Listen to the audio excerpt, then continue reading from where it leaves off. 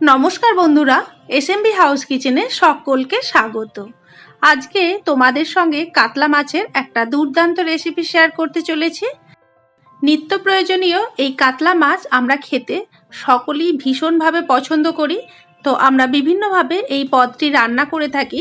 আজকে আমি কিভাবে রান্নাটা করছি সেটা তোমাদের সঙ্গে শেয়ার করে নিলাম।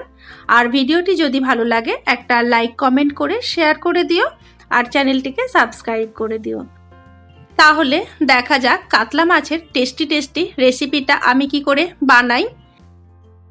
এখানে আমি 5 পিস কাতলা মাছ নিয়ে নিলাম, আর মাছগুলোকে বেশ ভালো করে ধুয়ে পরিষ্কার করে নিয়ে এবার মাছের মধ্যে দিয়ে দিলাম হলুদ গুঁড়ো আর লবণ। তারপর ভালো করে মাখিয়ে নিতে হবে লবণ আর হলুদ। আর মাছের মধ্যে লবণ হলুদ মাখিয়ে নেওয়ার পর আমি 10 থেকে 15 মিনিট রেখে দেব, তারপর রান্নাটা শুরু করব।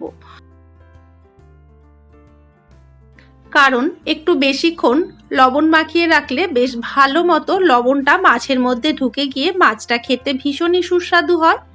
এরকম মাছের পিসগুলো খেতে কিন্তু দারুণ লাগে। তাহলে রান্নাটা শুরু করা যাক। প্রথমে গ্যাস অন করে কড়াই বসিয়ে দিয়ে দিলাম। তারপর মাছ ভাজার জন্য বেশ খানিকটা সর্ষের তেল দিয়ে দিয়েছি। তেল গরম হওয়ার পর চারদিকে একটু ঘুরিয়ে নিয়ে এর মধ্যে দিয়ে দিলাম সামান্য পরিমাণ লবণ। তারপর দিয়ে দিচ্ছি কাতলা মাছের পিসগুলোকে। এবার ঢাকা দিয়ে দিলাম। ঢাকা দিলে চারদিক থেকে তেল ছিটকে ওঠে না। দেখো, এক পিঠ ভাজা হয়ে গেছে, উল্টে আর এক পিঠ ভেজে নিতে হবে মাছগুলোকে। মাছের পিসগুলো 2 পিঠ ভাজা হয়ে গেছে, এবার একটা পাত্রের মধ্যে তুলে রেখে দিচ্ছি। তারপর বাকি মাছগুলোকেও এই একইভাবে ঢাকা দিয়ে ভেজে নেব। তাহলে দেখে নেওয়া যাক রান্নাটি করতে আমার কি কি মশলা লাগছে।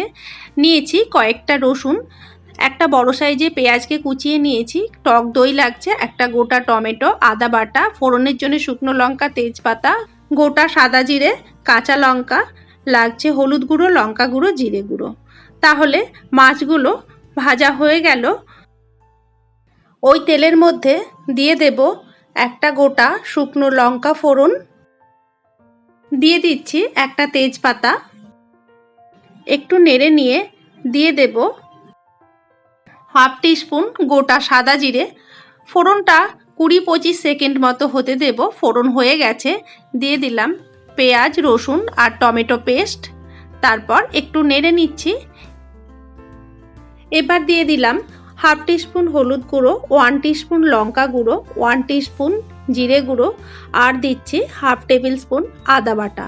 তারপর মশলাটাকে বেশ ভালো করে মিশিয়ে নিতে হবে। এইভাবে কষিয়ে নেব পুরো মশলা। দিয়ে দিলাম স্বাদ অনুযায়ী লবণ, একটা চেরা কাঁচা লঙ্কা।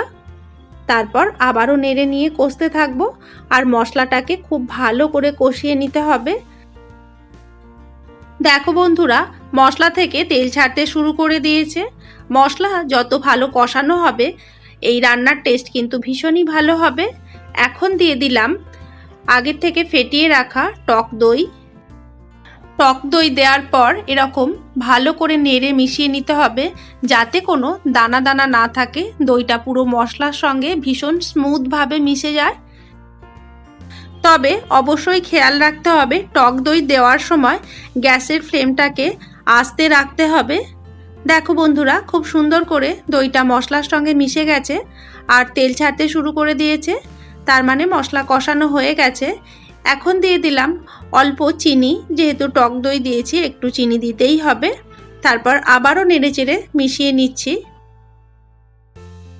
দেখো, পুরোপুরিভাবে মশলা রেডি হয়ে গেছে। যখনই দেখবে এরকম তেল ছাড়ছে, তার মানে মশলা রেডি। এবার দিয়ে দেব পরিমাণ মতো জল। তারপর খুব ভালো করে জল মশলা একসঙ্গে মিশিয়ে নিতে হবে।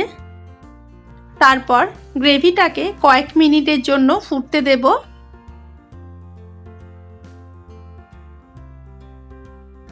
গ্রেভি খুব সুন্দর করে ফুটে উঠে ওপর থেকে তেল ছেড়ে দিয়েছে। এরকম ওপর থেকে তেল ভাসলে এই সময় দিয়ে দিতে হবে আগে থেকে ভেজে রাখা কাতলা মাছের পিস।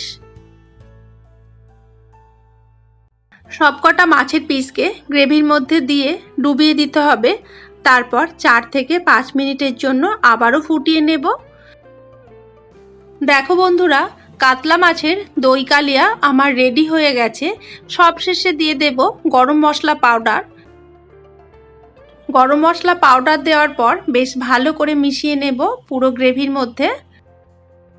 এই কাতলা মাছের রেসিপিটি খুব সহজেই বাড়িতে থাকা উপকরণ দিয়েই তৈরি হয়ে যায়, আর খেতে কিন্তু দারুণ লাগে। জাস্ট গরম গরম ভাতের সঙ্গে জমে যাবে। তাহলেই রেডি হয়ে গেল কাতলা মাছের রেসিপি। এবার গ্যাসের ফ্লেমটাকে অফ করে দিয়ে স্ট্যান্ডিং টাইমে 3 মিনিটের জন্য ঢাকা দিয়ে রেখে দেব। ঢাকা খুলে নেওয়ার পর তোমাদেরকে দেখিয়ে দিচ্ছি বন্ধু, কতটা লোভনীয় হয়েছে। দেখলেই খেতে ইচ্ছে করবে ভীষণ।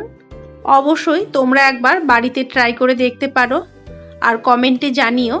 ভিডিওটি ভালো লাগলে আমাকে সাপোর্ট করে আমার পাশে থেকো। বন্ধুরা, আবারও অন্য কোনো ভিডিও নিয়ে তোমাদের সঙ্গে খুব তাড়াতাড়ি শেয়ার করব। তাহলে আজকের মতো এই পর্যন্ত।